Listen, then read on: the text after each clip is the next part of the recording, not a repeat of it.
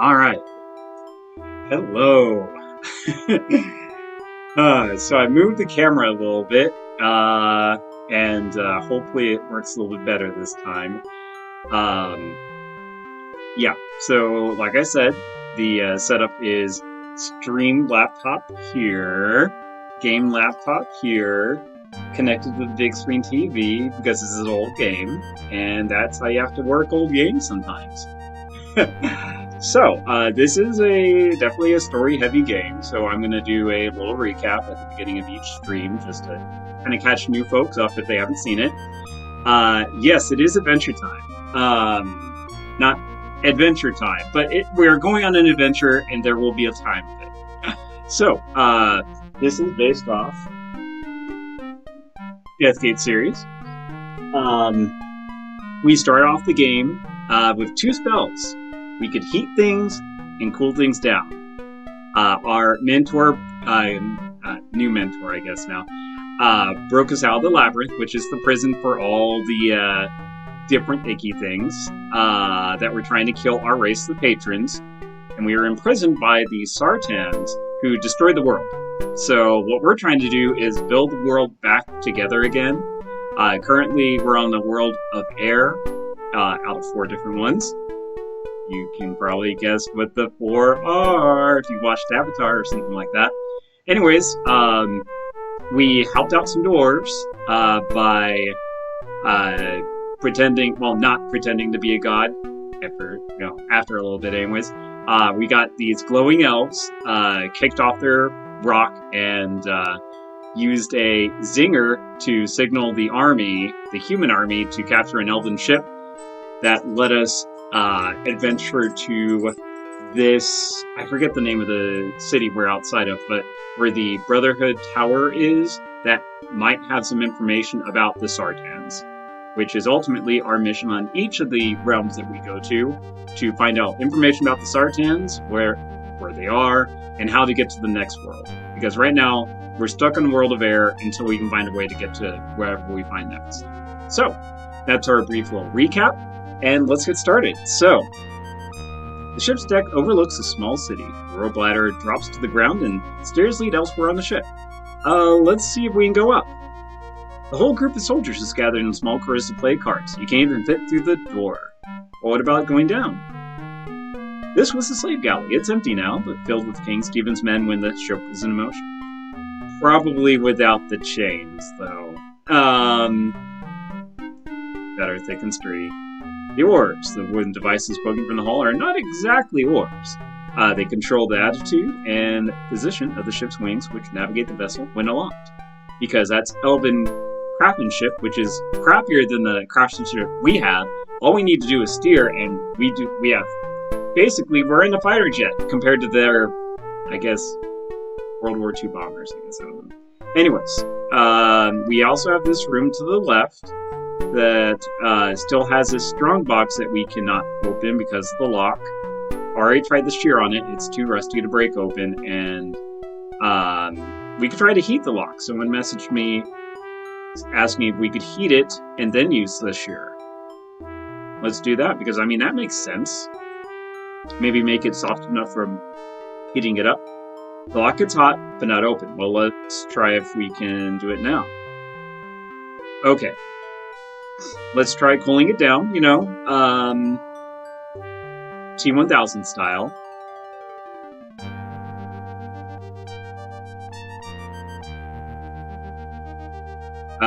Probably going to be the same result.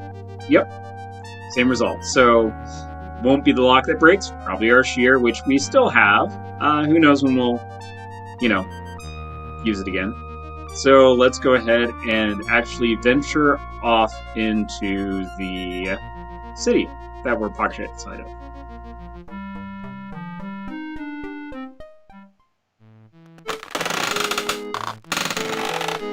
Very loud creaking. The Tower of the Brotherhood looms over a plaza flanked by a tavern and an alley.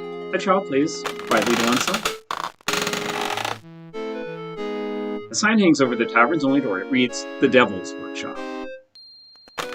I drink there. Alright, so, The boy watches his wooden doll walking in circles around the plaza. After wandering around, it happily strolls into the dark alley. The boy steps towards it, but stops, appearing terrified. He looks up to you with pleading eyes. Oh, sir, would you please get my doll back? I couldn't possibly go in there. It's far too dark and scary. All right, what do you think? Are we going to help this kid get his doll, or leave him be?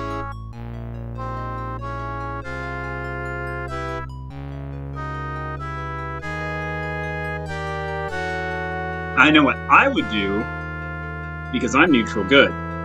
But Twitch chats are notoriously not neutral good.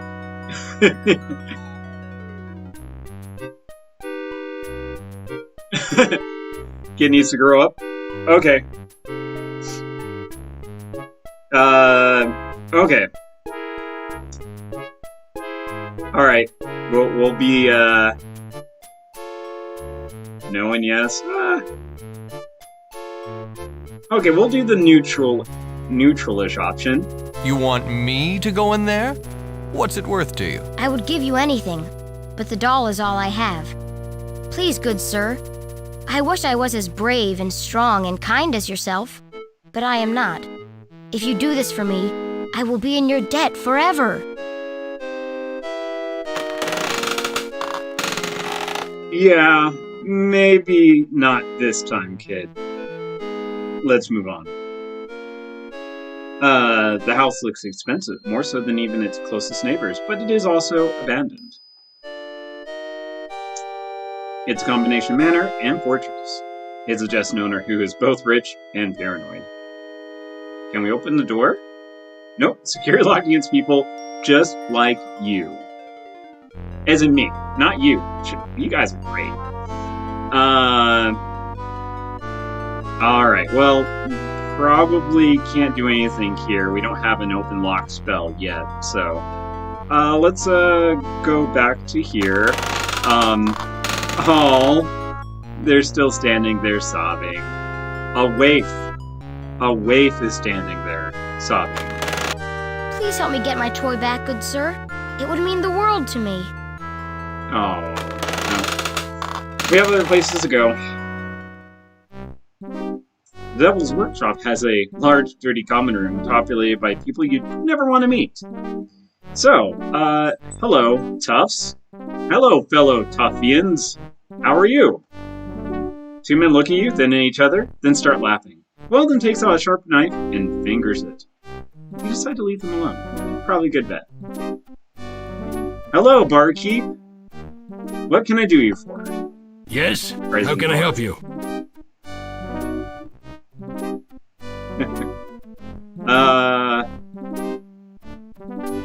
Give me a drink. Certainly. Do you have any money?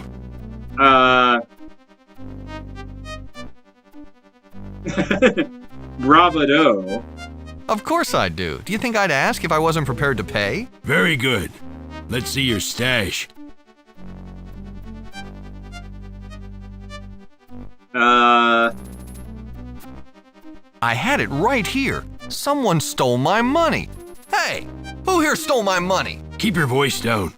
People here don't like to be called thieves, and there's no town watch to bail you out if they decide to take it personally. If you lost money, you lost it. Now, can I help you with anything else? I'm looking for some information. Haven't we established that you are completely broke? Now, will there be anything else? Who's that guy over in the corner? That's Hugh the Hand, a member of the Brotherhood.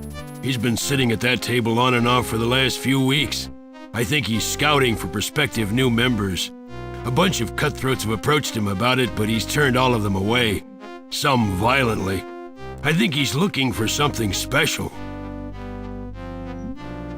He is a much more major character in the novel series. Unfortunately, we only see him here in the game. I'm looking for some information. Sorry. Haven't we? Nice place you've got here. Thanks. I certainly hope you aren't being sarcastic. This is the only tavern in town, and I'm very proud of it. Well, Never mind, I'm not as thirsty as I thought. Very well. Stop back sometime. when you got coin. Coin for drink. The tables. Hugh. It says we can attack.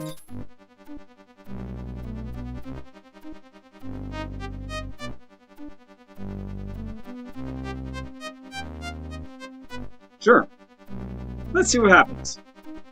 This dowdy little man doesn't look so tough. You lunge forward, intent on killing the assassin with a quick swipe of your rusty shear. But you find that that's more than a little difficult with 6 inches of tempered steel lodged in your kidney. Okay, on second thought, let's talk to the man. What do you want? No, cancel that. I don't want to know. All I want is for you to get away from me. I've no time for all of you amateur cutthroats and gutter snipes. Leave me alone. Okay, well, that's that. Unfortunately, there is nowhere else to go, so by plot railroading, we have to go into the alley.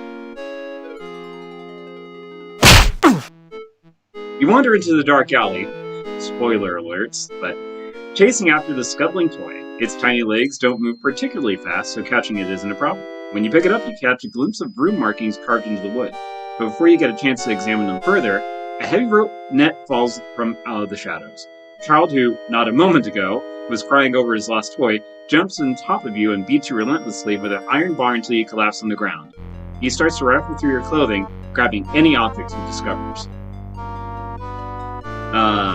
Well, and we try to cut the net with the shear. You fumble around with the rusty shear, trying to saw at the net, but the street rat just lifts it out of your hands. The street rat is definitely talented in his field. In seconds, he has stripped you of all your possessions. Please, boy, we're lost in this world. From Wake to Street Rat, what a glow up. Shut up. I'm busy here, and I hate to talk while I work. Very nice doing business with you, sir. He disappears in the shadows, and a few moments later, the net lifts away. So, that could maybe go differently. Let's,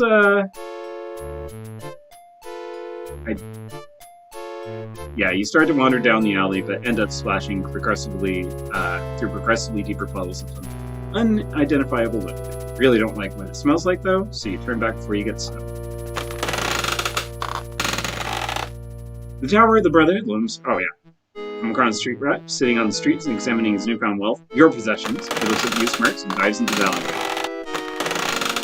alleyway. Let's go back.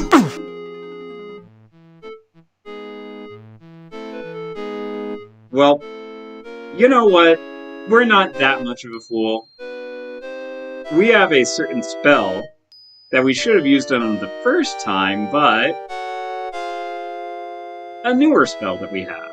So, for those who this their first time in the chat, or the stream for Deathgate, the two we started out with were Heat and Cold. We got Identify to identify what spells do if we don't know what they might do. Rune Transfer, which is the plot spell, basically. We can create a reality pocket, so we can step into pictures and arts and stuff like that, as if they were real. Create Shroud of Darkness, where we can take any cloth that's black and then just make it darker. None so black. And then Swap. What does Swap do, pray tell? This spell switches the position of the caster and another higher life form, usually humanoid, but requires that the caster be touching the target. The spell can be cast through any obstruction as long as physical contact is achieved. Well, sounds perfect for this situation. While the young thief paws through your valuables, I don't know why he thought they missed something the first time, you take the opportunity to hang the swap spell in the air and grab onto his searching hand. His eyes grow wide as the spell takes hold. With an implosion of air, you and the street rat switch positions. He crouches on the ground, trapped inside the heavy net, while you stand above him. The street rat looks at you in amazement, surprisingly unafraid, but a little desperate. So, that does not look like unafraid. That definitely looks like, oh my god, I'm about to get pwned by a wizard. You're a wizard! A wizard hasn't been seen in Skirvash since far before I was born. Why are you here?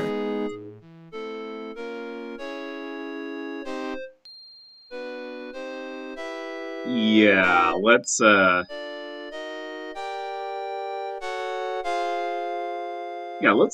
about the Brotherhood. What can you tell me about the Brotherhood? The Brotherhood? A very dangerous target, even for a wizard. I know much about the Brotherhood and the Tower, but you have to release me. You're going to need a guide for whatever job you have planned. I know all of the dark and secret corners of Skirvash. If you're new to this town, you'll get nowhere without me. Let me go, and I'll help you.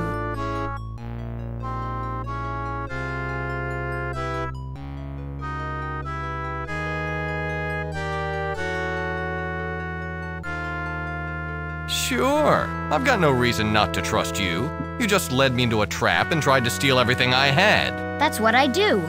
You look like an easy mark, so I tried to shake you down. Now that I know you're a wizard, I'd be a fool to turn on you. My offer stands. Release me and I'll help you. Doesn't know that we don't know too many spells. Sure. Let's push the net. No, we won't be that much more of a jerk. You lift the net off the child. Some hidden pulleys draw it up. High into the shadows of the alley. True to his word, the street rat does not run off. Instead, he produces everything he stole from you.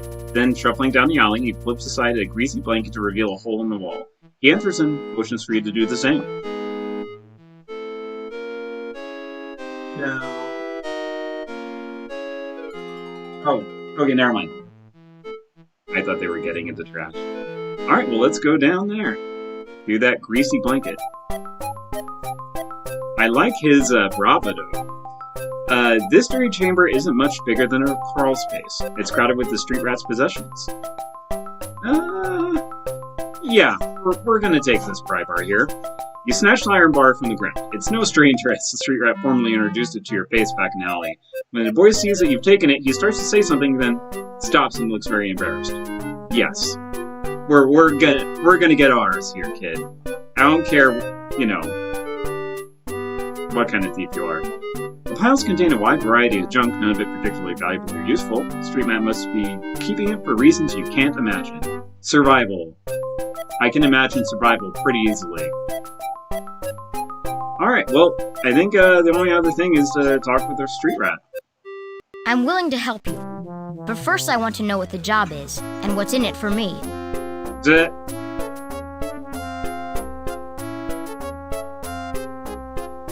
Yeah. Maybe that should depend on how much help you are. Do you have the contacts? Do you know the city? Personally, I can't imagine you pulling off anything without me. If you're going after what I think you are, you won't have a prayer. All I want is a cut. I don't think that's too unreasonable. What do you think this job is? It seems to me that there's only one target worth the attention of a wizard. You're intending to break into the Tower of the Brotherhood. You must know that no one has ever made it into the tower and back out alive. You might not know how many have tried. Rumors of the Brotherhood's treasure have spread throughout the realms. Thieves, from third-rate pickpockets to practiced artists, have attempted to steal it. Usually, the less talented ones are turned away at the front of the tower. There is no obvious way to get in. Only the members of the Brotherhood know how to enter. And we are about to hit the puzzle that stymied me for days. Literal days. When I first did it, I've gotten past it.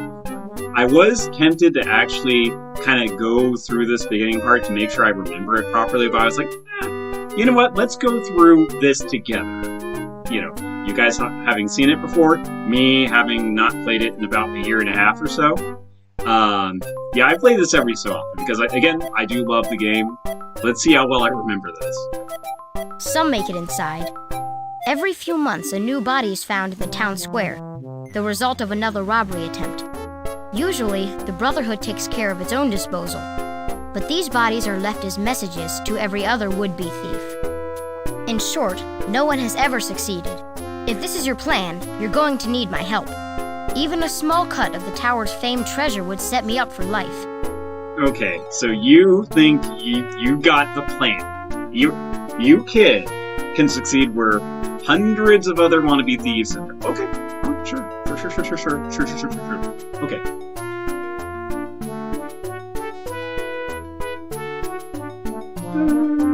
Yeah, let's just... All right, I'll give you what you want. What can you tell me about this town? How can you help? What do you need to know? What is the Brotherhood? What does it do? You must know about the Brotherhood. At least you must have heard about them. The Brotherhood is a guild, much like craftsmen or merchant guilds, only it is a fellowship of skilled assassins. Whenever you want someone dead, for sure, take out a contract with the Brotherhood. Their information network reaches into all the nations, human and elven. In fact, the Brotherhood is the only guild that employs all races without prejudice, even in times of war. Kid, do you know that there are dwarves? Just saying. Just saying like a Super Saiyan. And the more I think about it, the Brotherhood reminds me of the, golly, what is the group in John Wick's universe? The Association? No, it's not the Association. What's the thing in John Wick? One of you all know, I'm sure. How do you get inside the tower? I don't know the method that the members use to get into the tower. I've examined the exterior, and I haven't found any entrance. But I've thought about this. Only the members of the Brotherhood can get in, so the answer is to become a member of the Brotherhood. You're new. Nobody knows you. You might be able to pull off something like this. As it happens, an assassin, a member of the Brotherhood, hangs out at the Devil's Workshop. His name is Hugh the Hand, and he's actively recruiting. It's not easy to catch his eye, and harder to have him sponsor you. How do I get this Hugh the Hand to sponsor me? Hugh is looking for only the most talented thieves and murderers. You'll have to do something extravagant to catch his eye. What that may be, I don't know. Perhaps if you stole something rare or valuable. There is a certain manner that looks very intriguing. Who are your contacts? What do they have to offer? I know someone who was once a member and knows the entire layout. Undoubtedly, he'll be able to give me some vital information. I also know a talented craftsman who can forge any specialized tools that you may need. Unfortunately, both of those people are going to ask for a lot of money. Unless you've got a stash that I couldn't find, you're going to have to come up with some. What exactly is the Devil's Workshop? It's a tavern in the center of town.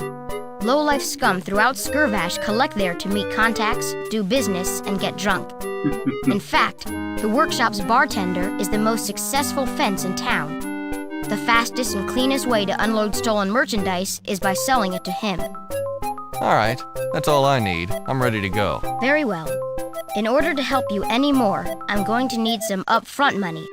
If you get some, bring it here, and I'll get to work on getting the information and tools that you'll need once you're inside the tower. Good luck! So this is where I was initially stuck for a little bit, way back when I first played it. I was like, well, I did a favor for the king, right? He should owe me some money. And it's like, nope, we can't get off this island. You're stuck here until, you're done with your job. So, after thinking about it a little bit, I remembered that there was a certain chest we couldn't open. But now that we have the pry bar, you slip the pry bar between the lock and the strongbox lid. With a firm twist and a grunt, you break the lock and pieces fall to the ground. What's inside? Dang straight there's money. And, of course, more valuably, a tea pipe. So we do need 5 total pipes to basically do this Tetris puzzle, which I really hope that, Jared, you're on and we can, you can help me through it, because that was a pretty hard one, because I'm really crappy at spatial stuff. Yep, don't need the lock, so let's go back with our mucho money. Hopefully the kid doesn't ask questions. Money. Here. You're on the right track, but stolen jewels won't do me any good. You might try to fence them for some cash. Take them to the Devil's Workshop. The barkeep might be able to help you. Alright, fine. Hey, that money I lost, I found it. I've got something that I want to sell. I'd be happy to take a look at it. Let me see. These are dwarven relics.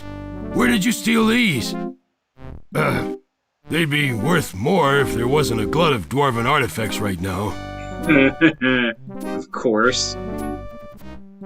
Shrewd-ish. I'm a little short of funds just now. This is all I can afford for them. As you pocket the money, the dark figure motions you over. Well, that's a very impressive haul. Dwarven relics, eh? Even I would have a tough time coming by something that rare. But you said there was a glut.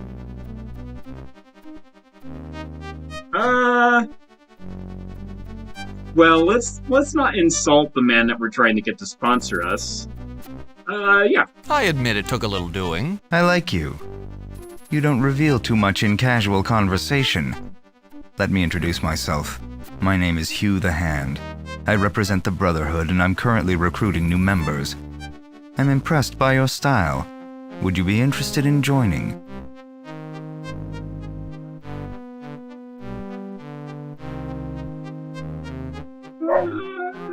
Yeah, let's ask a couple. Why are you called Hugh the Hand?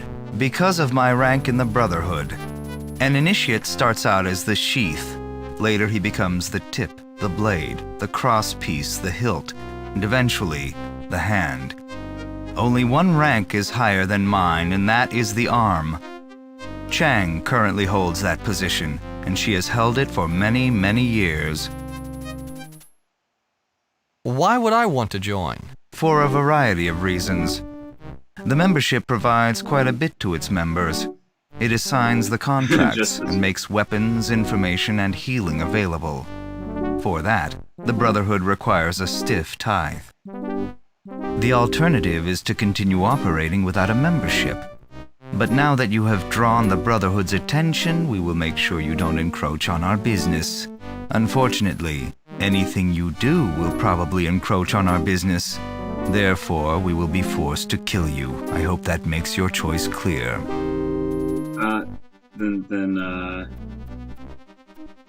I've asked this of everyone, but from a actual member. What exactly is the Brotherhood? Simply put, the Brotherhood is a guild of assassins. We accept only the most talented killers from every nation. When governments cannot eliminate a target, they come to us. For an incredibly outrageous fee, they receive our assurance that the target will die. The Brotherhood recruits from both races and operates in all of the realms in times of war and peace. It's hard to say when we're busier.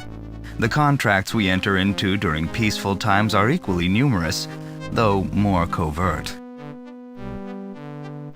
Why do you all keep saying both races? There's dwarves. You said dwarven. Are dwarves beneath you? Besides in height? I don't know. If you accept only the most talented assassins, why do you want me? Aren't I unproven? That's very true. I did not say that I was inviting you to join. That comes later. I only asked you if you were interested. Are you? Of course I'm interested. What low-life cutthroat wouldn't be? Very good. Now you are still very unproven. The theft of the dwarven artifacts was enough to draw my eye, but you're not blooded. I'm going to require a contract before I can apprentice you. Who's the target? There is a merchant who lives on the edge of town. He has angered the Brotherhood. He's overstepped his authority and must be eliminated in order to set an example for the rest of his kind. Do you understand?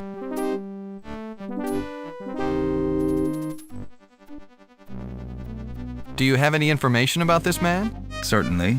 Most importantly, you should know that he wears an amulet. It is magic and protects him from all harm. Also, you should know that he knows that the Brotherhood is out to eliminate him. We've already tried once unsuccessfully. Since then, he's taken some precautions. He's had the front door reinforced and the lock changed as well. We believe that he's currently holed up there in the house. A magic amulet that protects him from harm? Won't that make killing him rather difficult? Yes. Yes. The fact that he is never without it might hamper you as well. Consider this a true test of your skills. Anything else I should know about this merchant? There are rumors that he keeps a secret journal. I'm not sure how that would help you since I'm asking you to kill him, not investigate him. All right, let's get on with this. Very well. Will there be anything else before you leave? What should I do after I've finished the job? I will require proof that you have eliminated him. Since he's said that he would die before being separated from his amulet, I believe that that will suffice.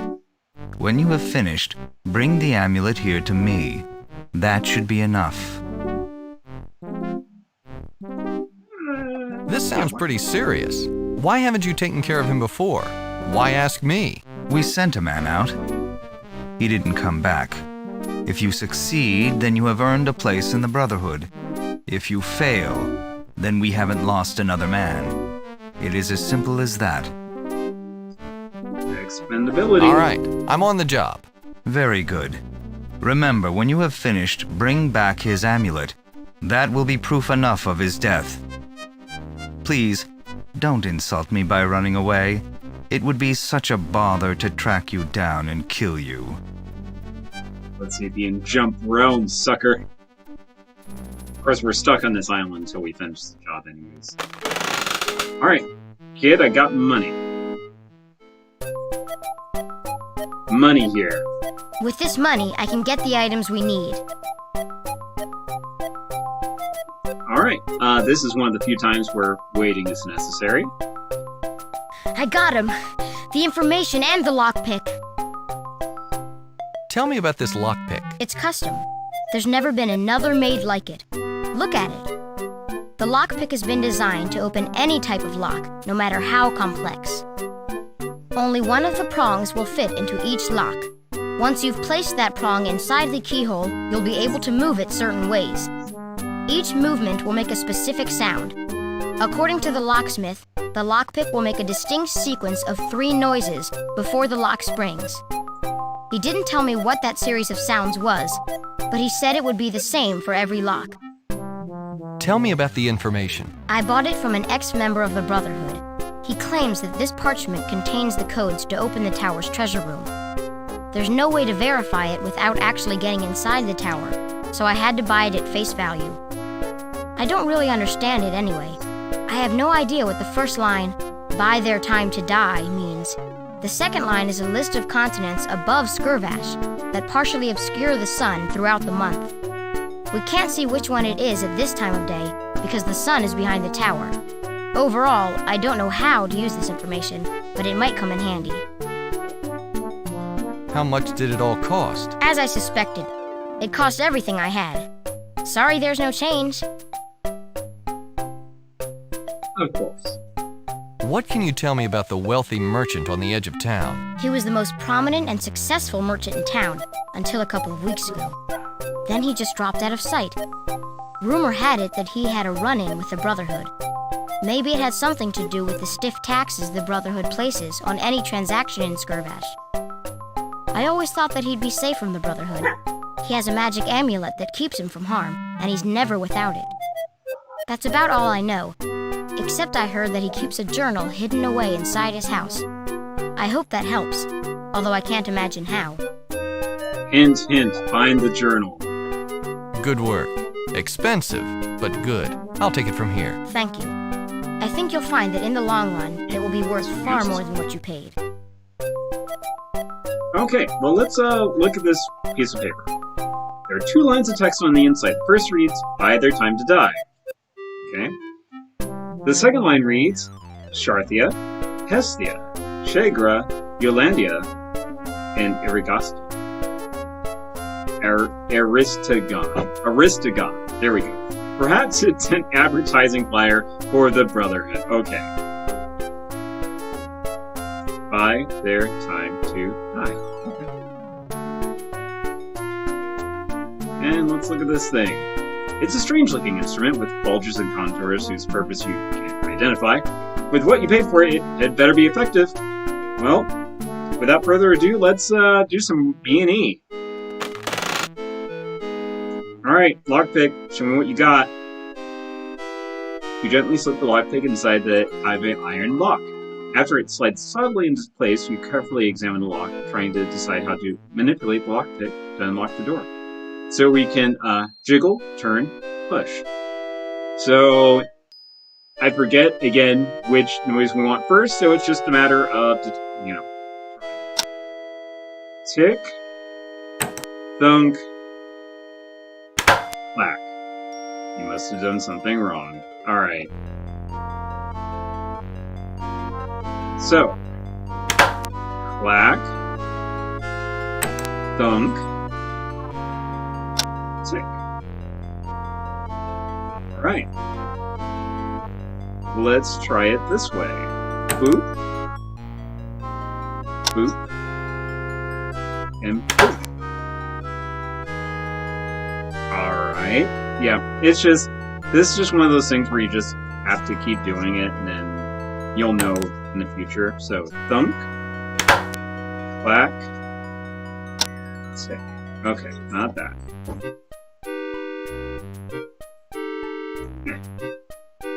So, clack, tick, thunk. Clack, tick, thunk. Okay, so if we ever need to unpick a lock, or pick another lock, it's clack, tick, thunk. For any other case, but sometimes we might have to do the things in a different way. Alright. Let us go inside. So, the house is all but empty. Its contents, save for a few spare items, have been taken away. Well, fireplace is made of irregular but expertly fitted stone. A full-length mural hangs above a broad mantel. We have a poetry book. We have a clock. It's strange that the clock was left here when all of their furnishings were taken. Closer examination reveals that the clock is bolted to the mantle. You also see that the only moving part is one hand. It has no winding key, no gears or wheels, and therefore, as far as you can tell, no way to keep time. Well, this is another puzzle that we're gonna have to get to in a moment. Let's read this poetry book. Aw, love poems.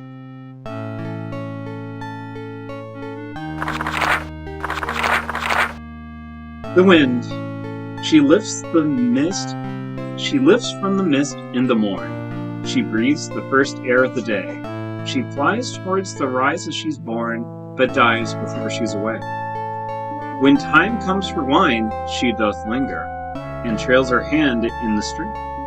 She knows as it flows through her fingers, it is far deeper than it seems. But where are the rare times she toils? She wears down mountains in her path. The friends she depends on are loyal, but all else should fear of her wrath. She sings of all things in her chorus. The rustle of leaves is her song. Betrayed by the shade of the forest, the time when dark falls sees her gone. Okay, it's just, we randomly were flipping through, found this bookmarked page, so it's the wind. So, this does definitely relate to the clock here. So, it's Misty Morn. And, okay. Now I need to remember what the order was. Alright. So, Misty Morn, then Wine, then Toil, then Dark.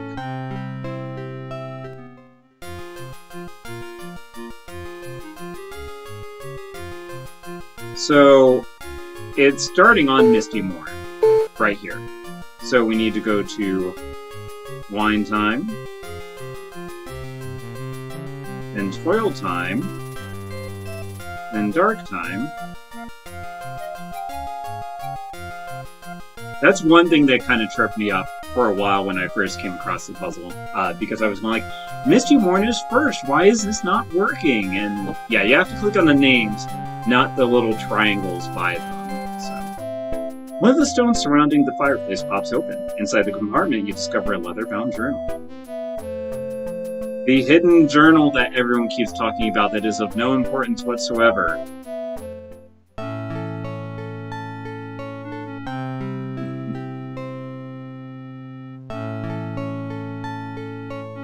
Well, blank. First entry. A little bit of reading. Again, this is information that we will need to use. I'm not used to keeping the journal, but my thoughts are in turmoil and I have no one to talk with them about. I have no one to talk with about. It's like being isolated in ancient times. Anyways, I figured that by writing down my feelings, I might be able to sort through them. Put simply, I have met a woman. She is incredible. She is beautiful, rich, and well-bred. The perfect match for me. I saw her in the gardens. She was sitting at the fountain, looking over the flowers, and she said in a melodious voice, "Everything here is so beautiful. I love it so much." She breathed heavily and pouted. She was so cute that I had to approach. I snuck up behind her and whispered, "How much?" She looked rather startled, but recovered nicely, obviously recognizing me as the most successful merchant in the city. "The garden takes me away from my horrible life," she replied. "I love it more than anything, truth be told." "That was before you met me," I stated. She giggled, and at that moment, I knew that she was for me. I've never met anyone that I've reacted to so strongly. I must have her.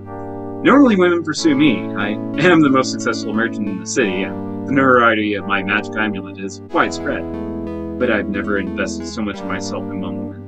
If she won't have me, I don't know what I'll do. More later, and much more bravado to come. 7th entry. Every time I see her, I yearn to spend more and more time with her. We started meeting at the old stream where I played when I was a child. It makes me so happy to show her my old haunts. Taking her across the stepping stones was an absolute joy. She would only walk across while holding my hand. She was terrified of getting her dress wet. Each step took her further away from the shore, and by the 5th, and the last, she collapsed in my arms. I'll have to take her back here more often. 11th entry. Deirdre is beginning to open up to me. Her life, although not quite the horror story she believes it to be, has been hard.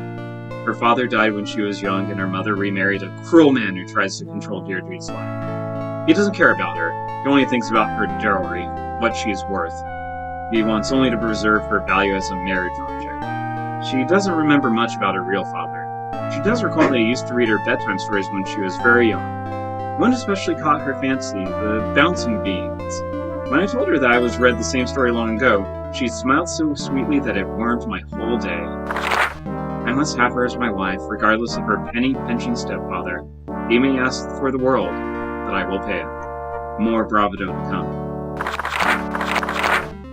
20th entry. Her stepfather has cloistered her away. It was obviously his plan to allow her to be with me just long enough to whet my interest. And now that the relationship has progressed, he's snatched her off and is demanding a wedding. I certainly don't mind the idea of a wedding. I made the decision long ago. But I do object to his keeping me away from her while he decides what the dowry will be. Undoubtedly, he's poring over financial records trying to calculate how much he can safely gouge out of me. All I can do is wait. 21st century. This waiting is driving me mad. I can't concentrate on my business. I'm useless for any task. I've repeatedly asked her stepfather if he has come to a decision, and each time he sends me away without an answer. The last time he bellowed that he would send a messenger when his decision was made, and that I should stop bothering him in the meantime. So what can I do? I wait, and I wait, and I wait to describe more bravado. 22nd entry. Since I cannot do my job, I've decided to commission a portrait. If only to use up some time while I will wait the messenger. Naturally, I have hired Leonard Bogage. His reputation for excellence is widespread throughout the realms. He's due to arrive in the next few days. 23rd entry. The portrait goes well. Leonard has lived up to his reputation. However, the endless hours of sitting do not take my mind off my project. prospective bride. Instead, the modeling just gives me more time to dwell on missing her. I expect the messenger any day now. According to her stepfather, I am to give the dowry directly to the messenger. Only after he delivers it will I see my darling Jarre again. I argued about handing over what I expected to be a fortune to a stranger, so we agreed that the messenger would identify himself with a few facts that only my fiancé and I would know. Then again, I would have agreed to anything to hurry the old coot up. 24th entry. The painting is done, and still the messenger hasn't arrived. I wonder if that man realizes the pain he's putting me through, or if he even cares. 25th. The messenger has finally arrived. After confirming his identity, I gratefully hand over the obscene sum that Jarre's stepfather demanded. It'll take quite a few years to regain that amount, but any amount would be worth it to end my torment. Jarre is due here at any time, so I must end this. 72nd entry. Wow, what a skip. I have finally confronted the Brotherhood about the unfair taxes which they levy against this town. They act as if they own Skurdash. They've been a thorn in my side ever since I arrived here. Thus far, I've given them no reason for taking action against me, but now I'm a little worried that I provoked them with my talk about unfair taxes. I can only hope that my amulet will keep them at bay. 73rd. I'm certain of it now. They are after me. I replaced the lock on my door with the best I could find, but it didn't stop last night's intruder. If not for my amulet, I'd be dead. I'm getting out of here. Sooner or later, they're going to figure out how to neutralize my magic, and when they do, I'm done for. I'm packing up everything I can carry, and I'll be out of here tomorrow. And that's the end. So, well, nothing we can do about that. Guy got away. But I don't think Hugh's a man that would say, he got away as an answer. So, fortunately, we do have this handy little spell that we learned. Let's create that reality pocket and step in. Pouring the spell in the air. The glowing lines float over to the mural and sink into the surface. An uneven circle, like the hole in the painting, pulls back from the center to the frame, leaving something like a doorway into the scene. A figure stands uncomfortably in the center of an artist's studio. Well, we have a new pathway now. Let's hop in. You climb onto the mantle and into the painting. You find yourself standing in the artist's studio facing a young man awkwardly holding himself in a stiff pose. Hello, my good man. Have you seen the artist? I'm getting very tired of standing in this position.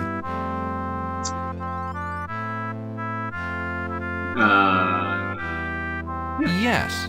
He told me to tell you to take a break. Well, I'm glad to hear it. That position had me stiffening up. Not really worth the effort, if you ask me. I'm only doing it to fill time anyway. Who are you, by the way? Well, there's a few things we can answer. Let's just be honest. I mean, we are after the amulet. I'm here to kill you and take your amulet, sir. You're going to kill me? Go ahead and try, Blackguard. The amulet you want so much is just what keeps you from taking it. While I wear it, I cannot be harmed. Now, it is my turn. So, we tried to swing at him, bounced off. He launched a fist at our midsection, and we fell out of the painting onto the floor. Let's maybe not be so aggressive this time. And hopefully you won't remember what we just did.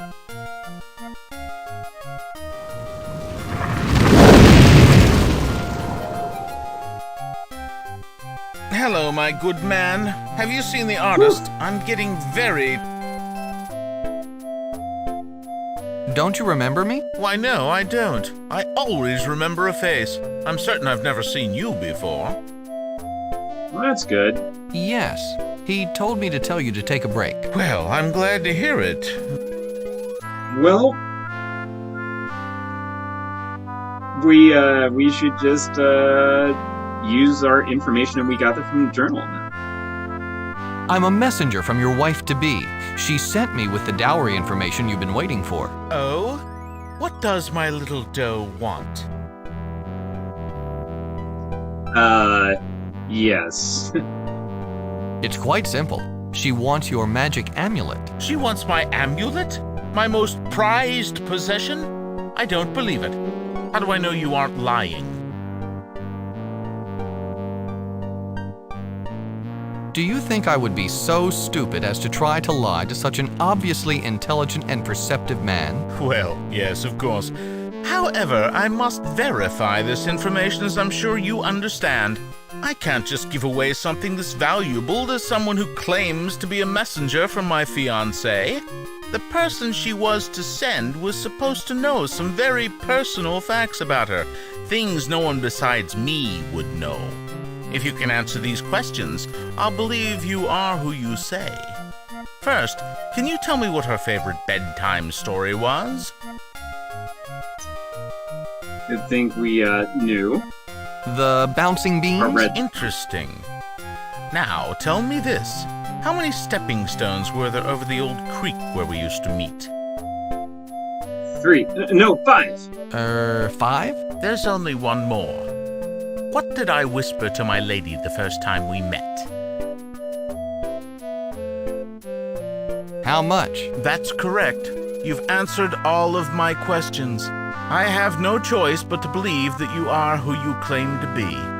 As I have told my lady, I would give up anything to be with her. She obviously wishes to test this promise by asking for my most prized possession. I will give it to you in hopes that she will realize that my love for her surpasses any material item. He sighs heavily as he removes the amulet from around his neck and hands it to you. You bow and walk away out of the painting and back into the house and realize there's nothing to step back onto and fall on your back. After you leave the portrait, the spell wears off and a portal closes. It is a lovely silver amulet, which glows a very faint light. Let's wear this amulet. You drape the amulet around your neck. You feel much safer. Much safer. So, instead,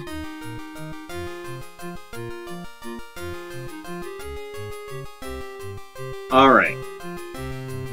Let's see if we can go in the painting. I don't think we can. I think Haplo himself will say no reason to go back in there, but you've already got the amulet you need. It would be unfair to antagonize separation for it. He's just an imaginary figure, though. Alright, anyways.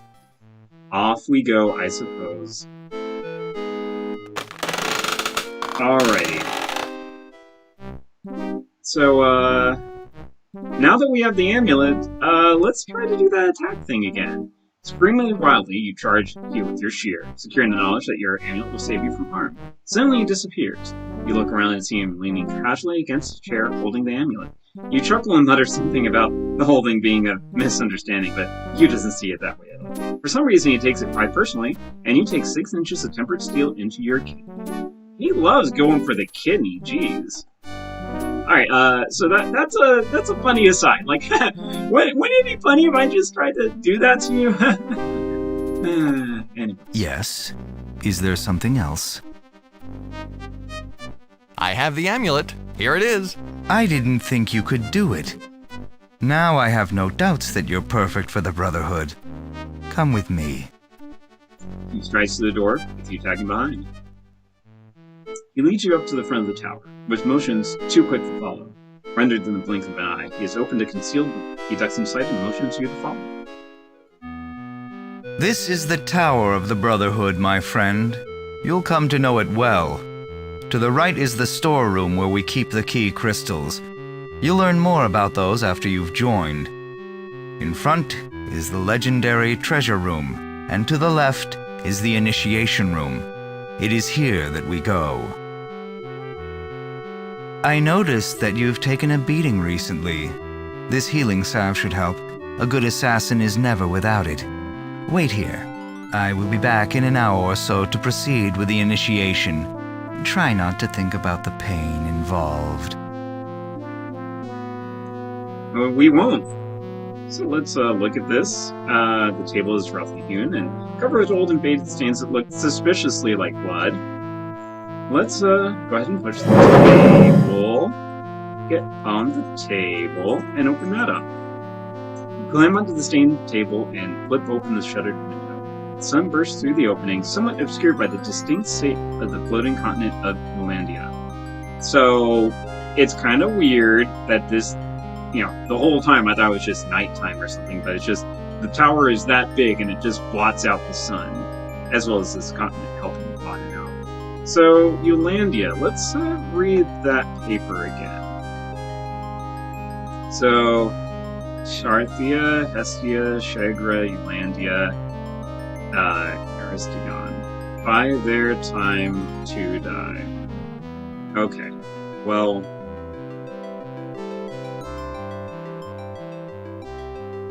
Alright, so let's save here, because there's a lot of ways to die when you're in the depths of an assassin's home.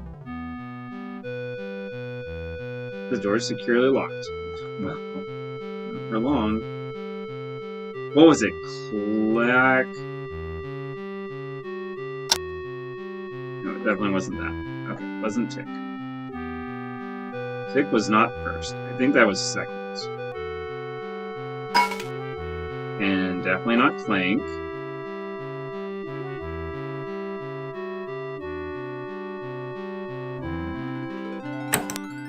Okay, was it Thunk?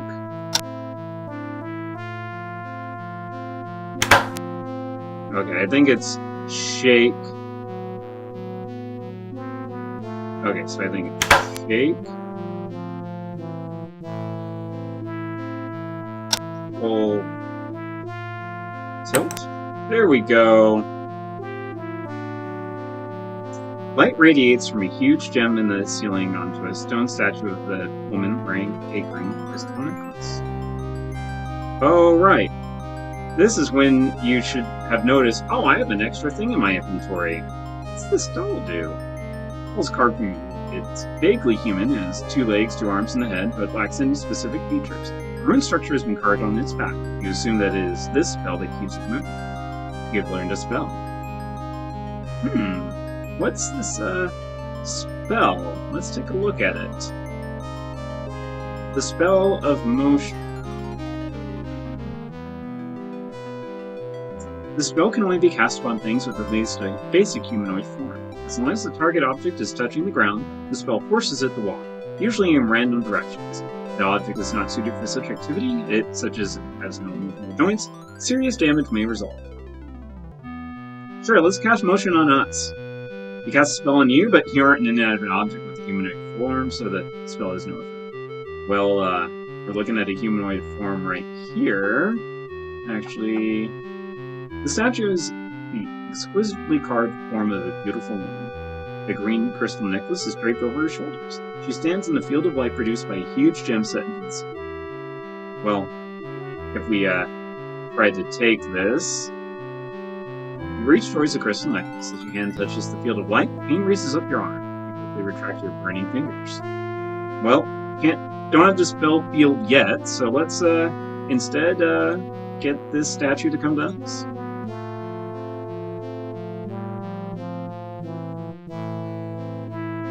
You trace the lines of the spell into the air. The magic envelops the statue. For a few moments, nothing seems to happen. Suddenly, the still form quivers. Stone legs, never intended to walk, uproot themselves. The statue begins to move jerkily towards you. With every step, it breaks apart.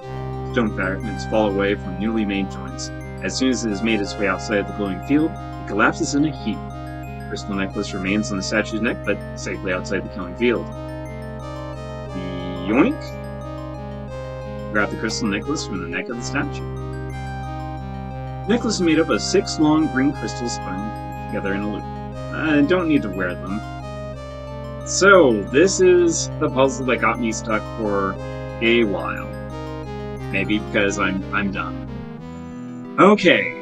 Oh, I just saw you write, clack tick hunt. Thank you. That's not the confusing part, this is the confusing part. Actually, I don't think it's as confusing as it needs to be. Let's try this. Eulandia. Because each of these has a letter, I think. So that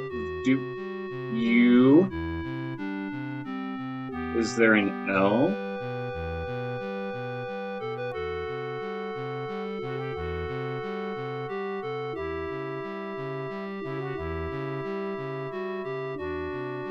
Nope. No L. Okay, whoops. Alright, so buy their time to die. And then Sharthia, Hestia, Shagra, Yolanda, Aristicon. I thought it was Yolandia that was blocking. Okay. Alright. Let me go back in here. Yolandia. U-Y... Landia. At least that's why I thought the way to solve that was. Okay.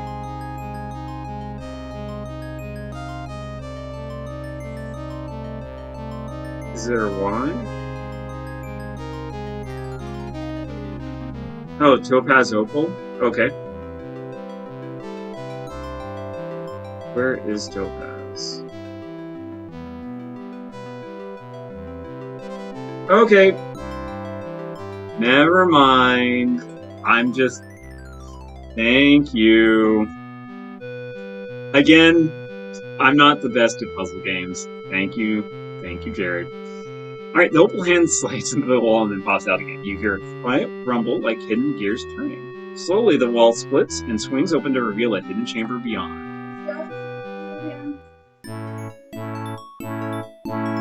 For a treasure room, this chamber is surprisingly bare.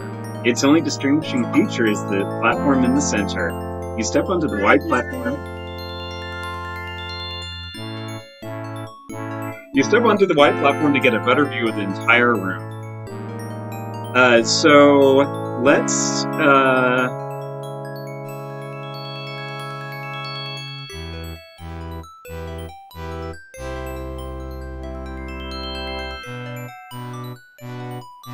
no, what's a good save?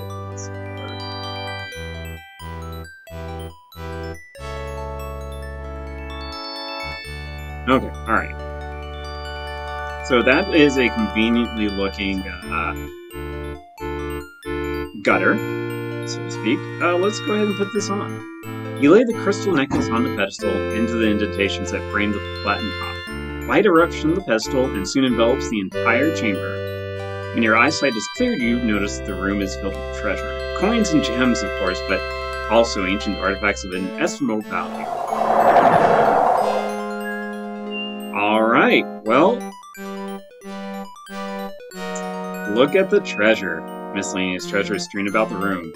Most of it amounts to no more than gold and gems, but a few choice items look like the certain artifacts you came for, such as that thing. Such as that thing. Such as that thing. On your way back, you slip on some loose gems lying on the floor. You fall headfirst onto the hard surface of the platform. The impact stirs an involuntary yelp of pain. Like the stone statue didn't, cause a huge ruckus, but anyways. The noise echoes out the opening in the wall, down the tower's main wall. Before you get to your feet, a guard comes bursting into the chamber, led by Hugh himself. I like you. You're a thief after my own heart. Unfortunately, we can't suffer someone who's tried to steal from the Brotherhood to live. I'll try to make this as painless as possible. Alright, well... Before you do that, let me read this real quick. Hey, it's the Kixie Winsey book. Wait, Hugh, hold that dirt real quick. We're doing Skyrim time pause here. I'm in the inventory screen. You gotta wait for me. The Kixie Winsey. The Kixie Winsey, as it is affectionately known by the dwarves who both named and maintain it, is a grand machine. At any instant in time, its size is unknown, because it grows and shrinks depending on its circumstances and needs. As an enhancement to its burrowing ability, it has been designed to occupy as much space as it requires. Therefore, it is conceivable that the machine could eventually claim the interior of the entire floating continent of Dreadland. The Kixie Winsey is virtually self-sustaining. It builds the necessary equipment, digs the appropriate tunnels, and mines whatever ores are needed to keep itself repaired and expanding. However, because it is possible that this machine will be functioning for thousands of years and that unforeseen accidents could occur, workers have been posted to supervise its operations. While the Kixie is expanding, it follows certain rules. It creates specific types of rooms and workstations and, every few miles, a control center. Normally, dwarves occupy the workstations throughout the machine to monitor it and perform small tasks. Foremen among the dwarves are assigned control rooms. In those rooms, an area's performance is continually updated and displayed on the control panel. Thus informed, the foreman can correctly direct the work of other dwarves. The control center has a second function as well.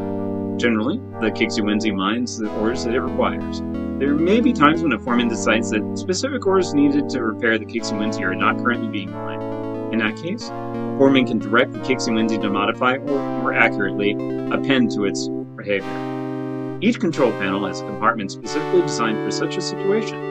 If a sample of the needed ore is placed inside the compartment, the Kixie will analyze it and dispatch a digger to mine the closest map. It will then deliver the ore to a processing point so that the foreman can make use of it. Aside from its other functions, the Kixie is to be the site for the unification. 3 elements combined to play a part in the process. This manual, a crystal globe, and a Kixie itself. Each will be given unto a separate mensch race. Naturally, the dwarves will retain control of the Kixie. This book will lie in the hands of the humans, and the crystal globe, the final key, will be given to the elves. The mensch races must work together to actualize the unification. When all the pieces are gathered, representatives will stand in the resting place of the Sartan. A statue of the beloved Sama will be there to greet them, his hands outstretched as if waiting to receive something. The mensch must surrender the crystal to him. The action will awaken the Sartan and summon the seal piece of Arianas, which will symbolize the start of Arianas' part in the plan. Plan being capitalized. There, that's the camera I need to look at. So, we're going to start getting hints of a master plan for post-breaking up the world. It's this unification. Alright, I'm done with the book now. Alright, time forward. Hugh steps up onto the platform and with one graceful movement slides the blade deep into your heart. You don't feel much pain, but are very aware when your heart ceases to function. Let's undo that. Instead of reading that book, let's read the book on Brian.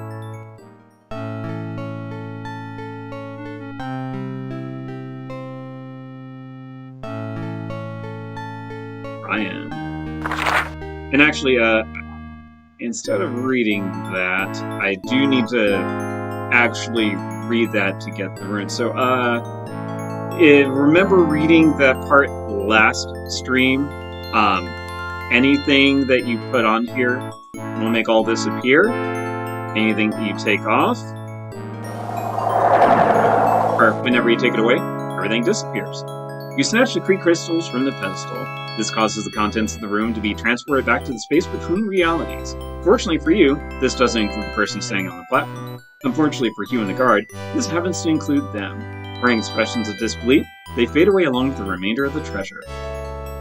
So, since we've gotten rid of the highest-ranking person besides Chang, time to skedaddle. Time to go. I can't believe it! You got out of the tower alive! No thief has ever survived! We've got to get out of here. Skirvash isn't safe for either of us. The Brotherhood rules this city, and they'll kill us when they find us. That is true.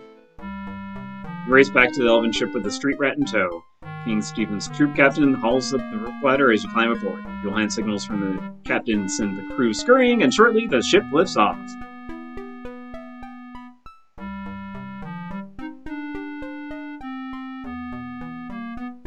I've decided to stay on board until we reach the Valkyrian Isles, where Stephen rules. I think I can live much better in human lands. I'll need these to get started. You understand, I'm sure. No, not the lockpick of ever unpicking in Prybar. Who knows how many locks I'll encounter? None. The answer is at least none that I need that. Smiling, you climb down the ladder and wander into the dwarven caverns. From that vantage, you watch the ship depart into the stormy sky. You take inventory of your possessions and note that the rat has also lifted the necklace of keys crystals. Well, I'm sure they weren't important anyways. Alright, so we have, it looks like, 1, 2, 3, 4 pieces of pipe. And he said that we need to get 5. The Grumple guy. Oh, hey, look at that. You twist the pipe fitting back and forth until it pops out of the wall, crack in the wall. Alright, so it's time to help this old dwarf not get dunked on anymore. Fix the broken pipe with pipes. So here we go towards something I don't like doing. We can't turn these, by the way. It's just, I don't think we can anyways. Oh, nope. Yeah, we can turn.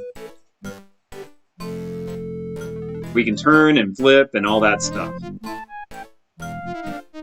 Alright, well, this will be fun. Well, this should go here, right? Let's see, can we flip this maybe this way? Let's see if this will go here. And that go here. Nope, Nope, we need to shave off a little bit more space. Okay. Alright, let's see.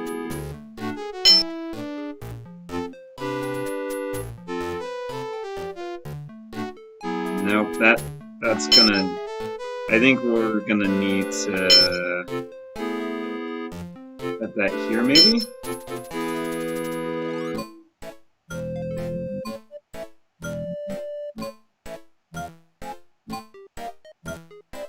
No, we're gonna need to... because of those 3 pipes.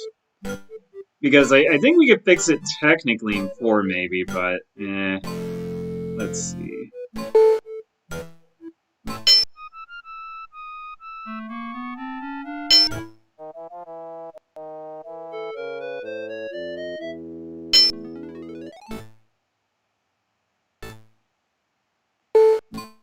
Oh, this help? Nope. Can't put it there for some reason. Okay, let's see if we can... Whoops.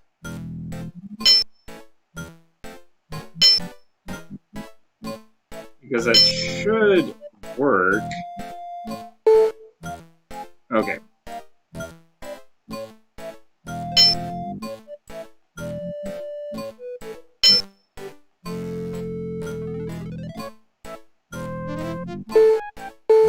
Dang it.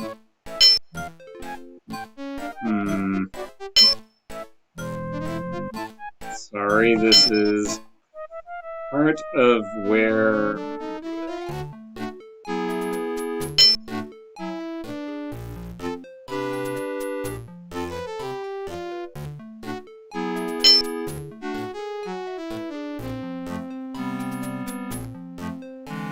Okay, so... let's try this. Okay. Nope.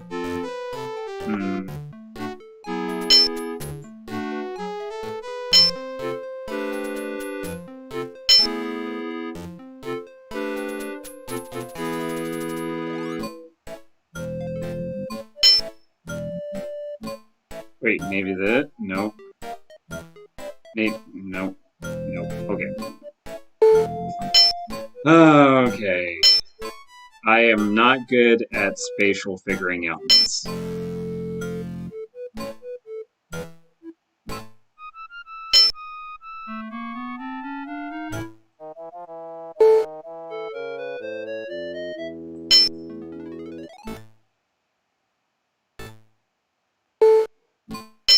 I do know it's supposed to go down, though. That's the one bit I kind of do remember.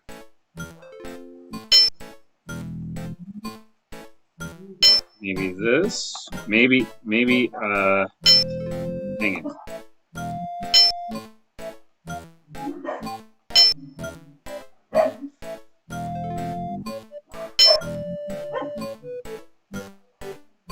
Ooh. by the way, if anyone has ideas, definitely feel free to pop up. Because, again, I am not the best at this.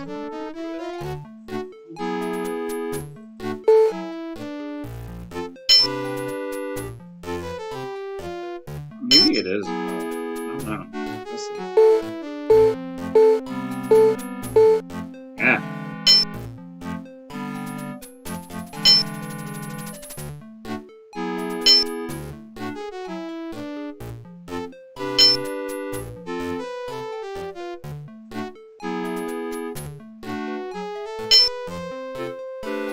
Nope.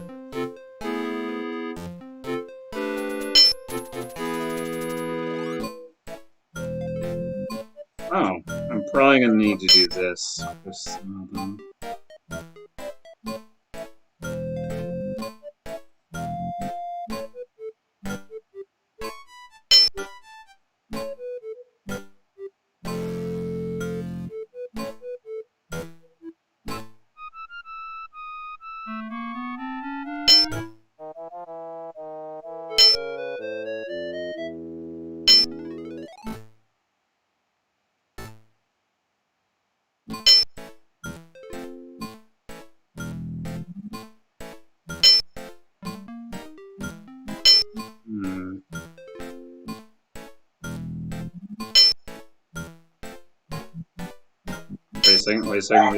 Wait a second. Yay! Okay, that was pure luck. Alright, sorry for the wait, folks. You carefully set all the fittings in place and make a connection between the two ends of the broken pipe section. It looks rather bizarre, but appears stable. I'll take it. And we'll just put the little cork in right there. And let's turn it. See if it works. Valve produces a squeal as you turn it, which is soon accompanied by a low rumble. You hear the flow travel through the pipes along the wall and into the new section. Soon, the whole room is filled with happy hunting sounds, and the old dwarf brightens up considerably.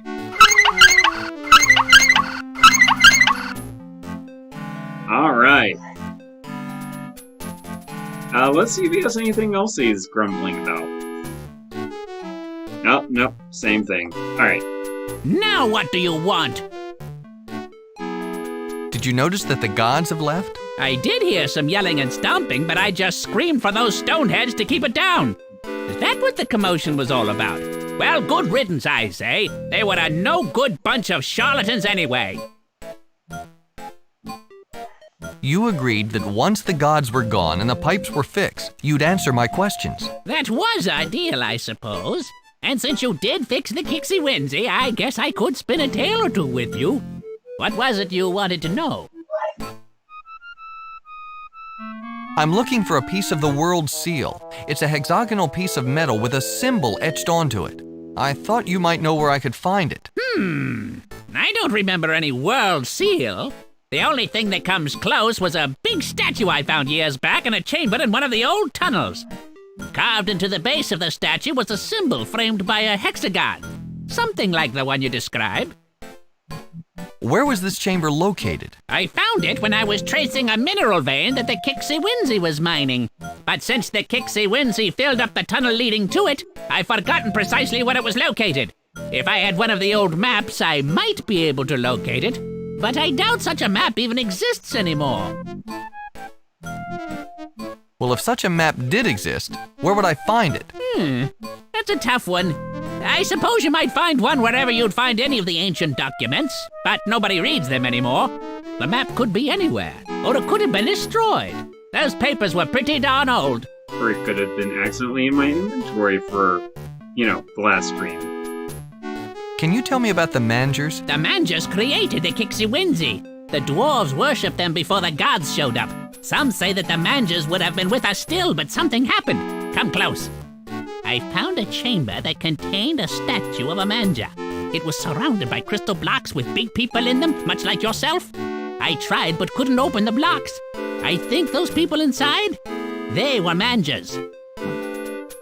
How old are you really? Old enough to recognize a smart-ass question when I hear one. What is it that the Kixie Whinsey does exactly? Sonny, nobody knows exactly why the Kixie Whinsey was created. The Manges built it long ago, even before my time.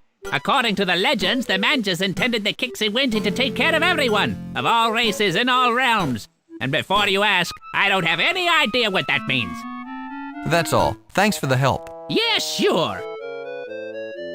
Well, we do happen to have this here. Hey, this is a geological survey map of the entire continent. Let me look at it. Here's where I discovered that statue with the symbol. It was in this vein of iron ore. I remember that vein clearly. I saved a lump of the ore somewhere. Look closely at the grain. That vein was one of the best. This kind of reminds me of one of my friend's characters in a D&D game I'm doing, Wolf. He is the stereotypical, let me tell you about this vein of ore, and go on and on and on and on. It does kind of help that he is kind of in the geological fields and whatnot. Anyways, yeah, thank you, Old Dwarf, and goodbye. So, if we remember what the thing said, it will, if the foreman feels that a specific type of ore is not being mined properly, as soon as you slip the piece of iron ore into the small compartment, its door slams shut. Lights flare and whistles blare all over the panel. Behind you, the giant digger machine chucks. The drill jerks into motion and you start to spin. It starts to spin. You don't spin it unless you try to hold on to it. Anyways, it also gradually increases speed. Puffs of steam toot and hiss randomly from the holes. When the drill is no more than a blur, the whole machine trundles towards the wall and melts into it as if the wall were butter. Soon, it disappears from sight, leaving a dark tunnel behind.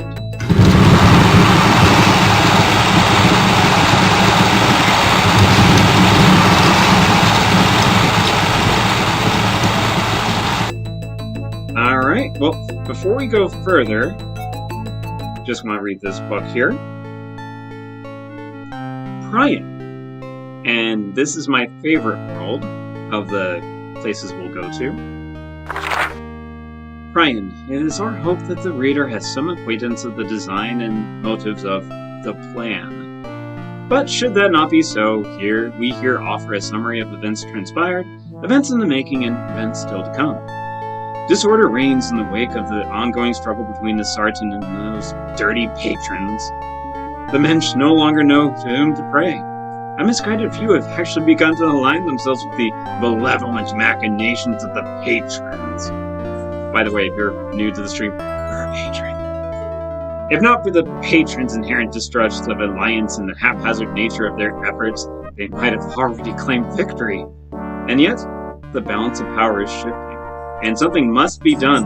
The added support of millions of Mensch prove sufficient to grant the patrons the mastery they so desperately crave. Sounds a little bit like something else, but the plan was formulated by Council Leader Sama. Though controversial, it shows great potential for success. History will judge its efficacy, but given Sama's influence with the Council, implementation of the plan seems a foregone conclusion. Sama's plan calls for the world to be sundered into 5 realms. 4 to bear the imprint of elements, 1 of air, fire, stone, and water, and a 5th to constitute a supervisory station for the Zartan and a reformation for the patrons. Silly patrons. This prison shall be named the Labyrinth, and woe to the any assigned there. That much said, we must allow that the plan that's not without flaw. The successful administering of these new realms will be contingent on our ability to manage the affairs of the Mensch. Millennia of war, savagery, and racial intolerance have left them headstrong and unpredictable. But all previous attempts at direct intervention have only exacerbated this situation. It grows apparent that peace cannot be forced upon them, that they must arrive at peaceful solutions to their problems without outside interference. Consequently, we must temporarily remove ourselves from their affairs, though we remain steadfast in our belief that the challenges posed by new environments will enlighten the Mensch to the failings of their old ways. Each of the 4 realms will determine for itself when the 3 races of Mensch elves, dwarves, and humans have achieved harmony.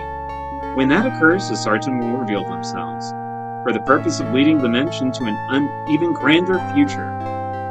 For it is then that the final phase of the plan will be initiated, the linking of the four realms via the destiny. This coupling is essential to the full working of the plan, for the realms are not designed to be either self-sufficient or self-determining. When the fourfold unification of the Mensch realms has been realized, the High Council of the Sartan will re-enter the vortex, and the spell of the Surrendering will reach completion. We turn now to an analysis of one of the four elemental realms, the realm defined by fire, known henceforth as Prion. Much like our native world, Prion will be oblately spherical. It will, however, be hollow, its exterior comprised of inert rock, while its interior provides for a breathable atmosphere, arable soil, dense forests, and navigable oceans. Instead of populating the outer surface, Prion's Mensch will inhabit the inner curvature. Furthermore, 4 massive suns will be conjured in the center of the hollow to warm and light the interior. These suns will neither rise nor set. The ordinary cycles of life will change, but we are confident that the Mensch will, over time, adapt to these new conditions of never ever ever ever ever seeing light or night again. They'll be fine.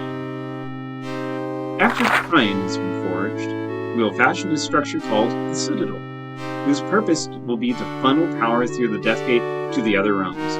Prion's 4 suns are to be the source of that power. The Citadel will have ample space to accommodate the 3 Mensch races. What's more, the Citadel will serve as Prion's unification's test site. Each of the 3 races will be given a talisman that symbolizes its role in the new society. When representatives of the elves, dwarves, and humans unite at the Citadel and lay those talismans at the door, the Citadel will open. The Mensch will be rewarded with a glorious place in which to live. Under the tutelage and enlightened guidance of the Sartan, rise to greet them. 2. The opening of the Citadel will summon a race of beings known as the Titans, who are designed to operate and service the Citadel. Not only will their size and strength permit them to endure the rigors of their tasks, but their specific magical gifts will enable them to protect themselves and the Citadel from harm.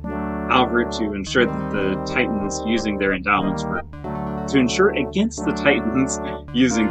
for any other purpose, we've devised a method to counteract the potential threat that they pose to Mensch and Sartan alike. First, we have kept them sightless.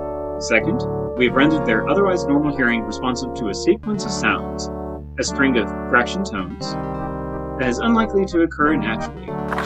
Whenever the sequence is enabled, and for however long it continues, the Titans will be immobilized. The tune follows. Mamba number 5. Sound entranced, the Titans will be vulnerable to a variety of behavior modification and or enhancement spells. The spells will permit the Sartan to subjugate those included in their birth imprinting. Birth imprinting spells cater for its ability to basic self-defense and task-oriented Citadel operation, along with a specific summon command that directs the Titans to the Citadel when unification of the Mensch talismans occurs. Regrettably, the Titans, too, until their summoning, will inhabit the inner curvature of the Prion. They will be so well removed from Prion's population centers that the possibility of encounter or an interaction with the Mensch is remote.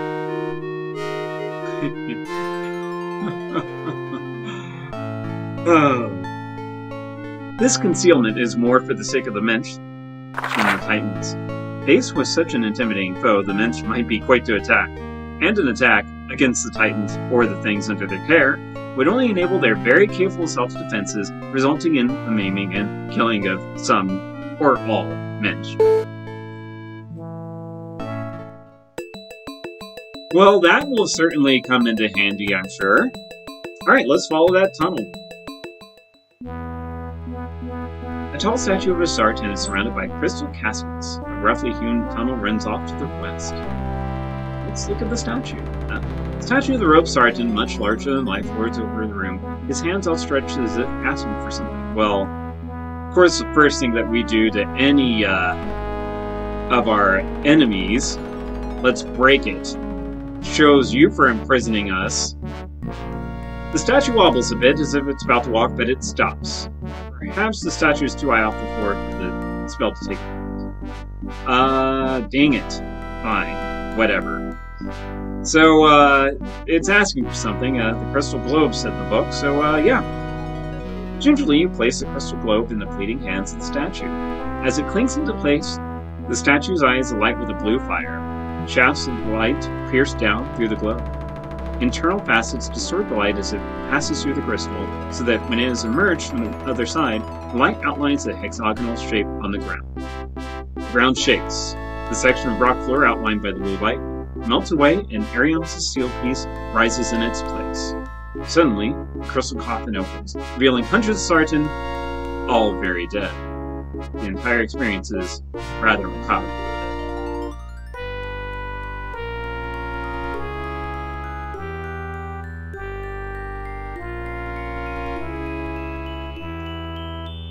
Looks like they slept too long.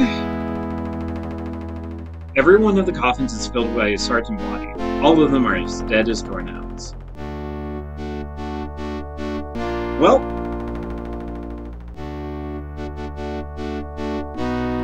let's cook those suckers. Coffins seem to be immune to changes in temperature. They were built to last. They didn't want to do them on the coffins, but fine. Can we get the crystal globe back? Nope. Well, can we get the seal piece? We do. And with that, our trip to Arianos is complete. We have the seal piece. We have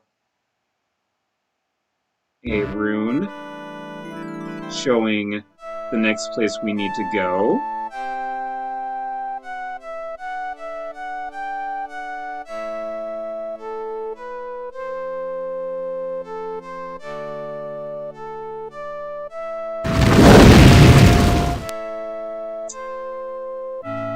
And there we go.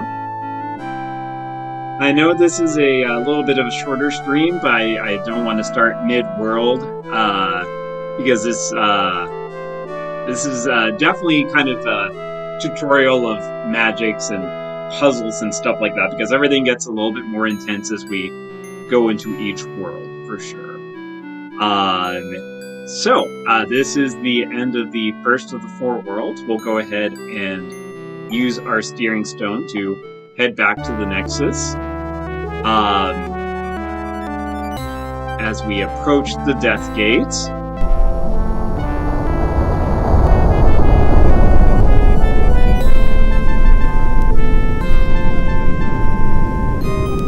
So after each world, we will report back to Czar and tell him of our experiences and everything like that. We'll go ahead and do that, actually. So we can start the next stream off with just a, properly, I guess you could say. Alright, Czar, I have so much to tell you. Welcome back, my son. I see you've been successful. You have Arianos' seal piece. Congratulations. Now, please give me a report. You hand over the seal piece and describe your adventures on Arianos in detail. Most of the antics of the mensch seem to bore Lord Czar, but he pays rapt attention to discover the reference book of Prion and of the crystal coffins holding hundreds of Sartan corpses. Amazing. The only Sartan you find are long dead. I wonder if someone has stolen our vengeance from us, or if their consciences did them in. I will have to consider this new information. Now, was there anything else before you use your newfound book to go on to Prion, Realm of Fire? You know, Arianos was not a prison. The whoops, mensch weren't slaves. Most of their problems were of their own making. Perhaps the Sartan knew what they were doing? My son, of course it may appear to be that way. Naturally, the mensch weren't rebelling against the Sartan. According to your own report, the Sartan there are dead. Believe me, if the Sartan had been alive, they would have been grinding the mensch under their heels. We are doing them a favor by removing the Sartan threat forever, or confirming its absence, and finally taking over the reins of their lives. The Sartan were right about one thing. The mensch do need guidance. They're like children. Listen to your own report. Their squabbles are almost laughable. When we finally bring the world together, we shall give them the leadership that they so sorely need. Are we the back? No! The Sartan destroyed the world. They split it up into 4 realms and set it shooting off into different directions. We're trying to bring everyone back together. That's a good thing, because the book says the 4 worlds that they were split into weren't supposed to be split off forever. We're trying to bring them back together, otherwise, eventually, every world will die. That's kind of more hinted novel-wise. Basically, if we don't do anything, everyone dies. And we're the good guys. What do you suppose killed the Sartan? They all looked fairly young. I'm not sure. Perhaps a plague. Although I've never heard of a plague so selective that it wipes out an entire race and leaves others untouched. I don't think we have enough information yet. Hopefully you will learn more in your travels.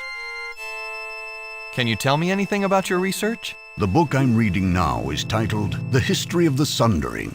Not only is it woefully inadequate, but it was improperly stored, and moisture has damaged many of the pages. The book discusses the 6 Sartan responsible for the plan: Sama, Dimitri, Orsef, Lornoi, Tyler, and Wayleth. Each created a specific spell, and for reasons I won't go into, it is vital that I learn which spell each Sartan created. The book did have that information once, but the water destroyed it. So I've been forced to do quite a bit of research on each person. I've divined much about their personalities from other texts. I'm hoping that this will tell me what kind of spell they would be likely to create. I've become very familiar with each of them, and I've named them the 6 devils. Each is a devil in a unique way. Tell me about Sama. I call Sama the devil of the soul. He was insidious. Although the Sartan Council was theoretically democratic, Sama could talk them into anything. In fact, there was much dissension on the council when the plan was discussed. Many felt that it was too extreme, but Sama thundered right through the contrary arguments. The rest is history. That doesn't sound like a very good guy thing to do. What did you learn about Dimitri? I know Dimitri is the devil of the hand. He was very skilled at a variety of arts and was a talented musician. It's said that his interests were very diverse, and he resented the time he was forced to spend on the council. Who is Orsef? Orsef is the devil of the heart. It is closest to the soul, and in truth, Orsef was Sama's closest advisor. He spent much time among the Mensch, studying them. The Mensch fascinated Orsef for some reason. It was he who was placed in charge of overseeing the transportation of the Mensch into the 4 realms. Can you tell me about Lornoi? I call Lornoi the devil of the eye. He was one of the few that saw the many problems with the plan. He was the leader of the pitiful opposition. I guess it shows how pitiful indeed the opposition was, that Lornoi was one of the instrumental participants in the plan. Sama must have talked swiftly to convince him. Tell me about Tyler. Tyler is the devil of the mind. He was the youngest and quickest of all 6 Sartan. If not for him, the plan might never have occurred. Although he was very ambitious, he wasn't nearly the politician that Sama was. Sama used him, as he used everyone to further his own plans. Who is this Wayleth? I refer to Wayleth as the devil of the tongue. Sama knew that Wayleth was a skilled speaker and well-liked, perhaps almost as good a politician as he. He kept Wayleth from the council for that very reason, and was fortunate that Wayleth had no political aspirations. Otherwise, he might have had a fight on his hands. Can I take a look at that book? I'm afraid not. It's so damaged now that I have to keep special care of it. I never move it from this desk, and I turn the pages only with reluctance. I'm sorry. Let's go back to some other topic. Of course. What do you want to know? That's enough for right now. I'd like to talk to you later if you don't mind. Very well. I'll be here. Alright, and now with that, we are ready to go to Brian. So basically, we're finding out a little bit of the Sartans' grand plan. Their basically the aftermath of breaking everything apart. They wanted everything to come back together, but it doesn't look like anyone's doing anything about it because we found all the things in the Brotherhood, basically, and they weren't ever going to go to Drevlin. Probably not with any of their prized Sartan artifacts or whatever. So each world has a unification where the different Mensch races were supposed to get along, work together, and then move forward with getting everything worked out, basically. We're going to see that it did not work like that on any of the worlds, unfortunately. The Sartan were a little too ambitious. We'll come to find out. But anyways, yeah, the next world is definitely by far my favorite. We actually have a couple of folks who travel with us. So we have a party. It reminds me of the other game based on a novel series that might be more familiar, the Shannara series. They actually, Legend Entertainment did a game based on that series. And yeah, you had a party of the Olmsfords and stuff like that. It was really fun, much more RPG based because you could level up your characters and you still puzzly. Like this was the format of it, but you had like party members here that you could equip and see their stats and stuff. Anyways, I like that. I don't like that as much as this one because this one is definitely more story driven, and the other one did kind of, I don't know, it wasn't as well written, I guess. And also it's much harder to find. I can't find that one. So they also did one based on Xanth, Demons Don't Lie, or Demons Don't Lie or Demons Don't Dream? I forget. But yeah, they did one based off that, and then they did one based on Frederick Pohl's Gateway series, and then there was another one they did too, based on another book series, but all of them are good. Like, all their games that they did based on novel adaptations are really good. Some of them I like better than others. But yeah, this is my favorite of their book adaptations that they did. Anyways, yeah, so next stream tomorrow at 7 o'clock. We'll start here. I should probably save before I forget.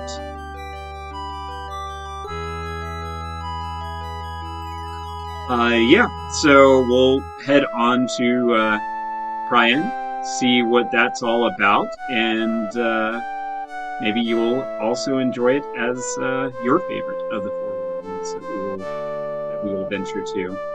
So I hope everyone had a good time. Thank you for joining me. Thank you for your help as well. Some of these puzzles I have forgotten, and I will more than likely need help with other puzzles as we go further. But yeah, I will go ahead and say good night for now, and I hope everyone has a good rest of the day tomorrow, and see you all at 7-ish. Bye-bye, Zels.